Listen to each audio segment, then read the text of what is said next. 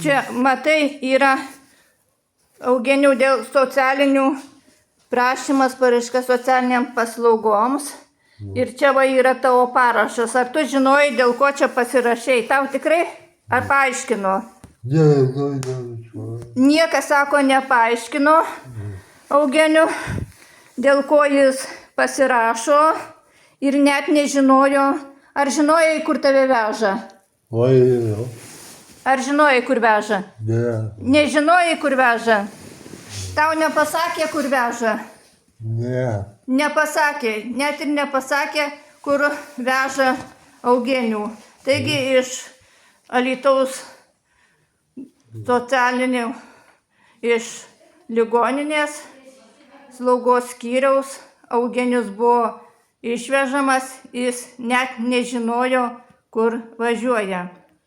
O jam davė pasirašyti šitą dėl socialinių prašymas socialiniam paslaugom gauti. Jis pasirašė, kai sako, nežino ir dėl ko. Taigi Eugenijus buvo išvežtas į Engenytės globos namus slaptai. Slaptai buvo išvežtas nuo mamos ir sesers, kad negalėtų lankyti nei mamuo, nei sesuo. Jį išvežė kuo toliau nuo Alytaus slaugos namų. Taigi dabar jis yra Genytės globos namuose, laikomas slaptai. O kodėl slaptai, tai aš jums pasakysiu, nes jis yra laikomas svetimo žmogaus vardu. Ant Eugenijaus kambario užrašyta Darius. Jums parodysiu per vaizdelį, kad visi įsitikintų. Ne Eugenijus, o Darius.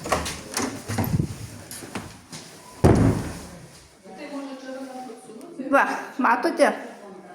Durys.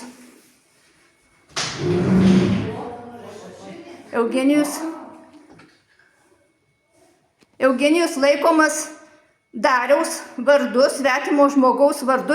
Jis laikomas slapta, atvežtas, laikomas slapta nuo sesers ir mamos. Taigi galite įsitikinti, kad jis yra laikomas svetimo žmogaus. Aš jums parodžiau, jis atvežtas slapta ir laikomas slapta kito žmogaus vardu. Kaip matėte, ant durų parašyta ne Eugenijus, o Darius.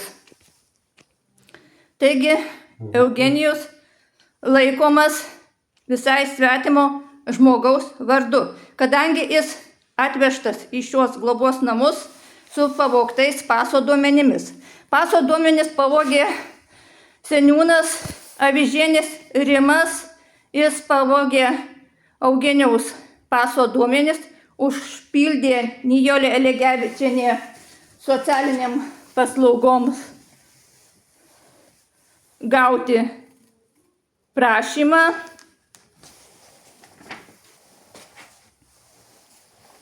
Ir dabar jis laikomas čia. O pavogė iš kur paso duomenis Avižienis ir socialinė darbuotoja Nijolė Jegelevičienė. Išsiaiškins teismas, nes pasas buvo visada pas mamą. Eugenijų insultas ištiko Liepos 20, 21 atsivežiau į Kauną ir mama atsivežė kartu pasą. Taigi pasas buvo pas mamą. O socialiniam paslaugom gauti rašytas prašymas spalio 30 dieną. Eugenijus pas save Alytuje ligoninėje neturėjo paso. Kaip sakiau, pasas buvo pas mamą Kaune. Taigi Eugenijus atvežtas į Engenytės globos namus su pavogtais paso duomenimis ir laikomas slaptai. Laikomas slaptai net ir kito žmogaus vardu, Dariaus vardu.